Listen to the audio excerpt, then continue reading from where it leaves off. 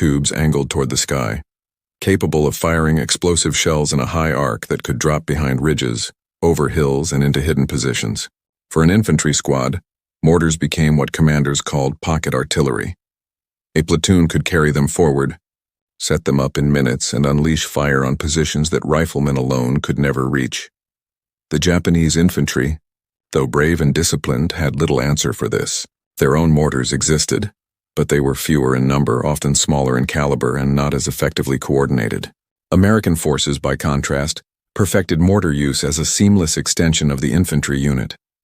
This shift would become apparent as early campaigns unfolded: Guadalcanal, Buna, and the Solomon Islands. Japanese troops, conditioned to expect rifle fire or machine guns, suddenly found themselves under invisible bombardment. Shells rained without the roar of field artillery or the scream of incoming dive bombers. The destruction was localized, surgical, and devastating. By the spring of 1943, reports filtered through Japanese command channels describing enemy fire falling from the sky without warning. Soldiers recounted entire squads obliterated in seconds, with no chance to fight back. The effect was not just physical but deeply psychological. For an army trained to prize courage and direct assault, being cut down by unseen weapons that could not be engaged face-to-face was demoralizing.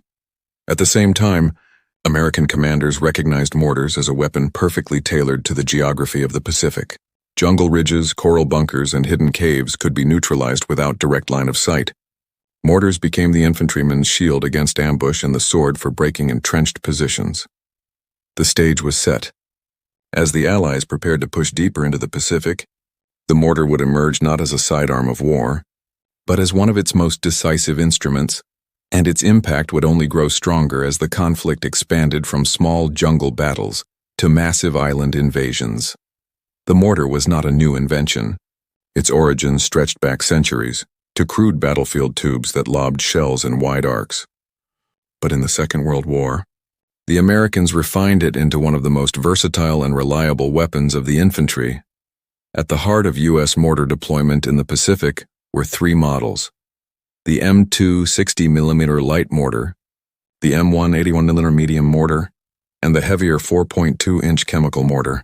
Each had a distinct role, yet all shared the same principle: portable, indirect firepower that followed the infantry wherever they went. The 60mm mortar, small and easily carried by a few men, provided immediate fire support at the squad level. Its shells were lighter, but in thick jungle fighting,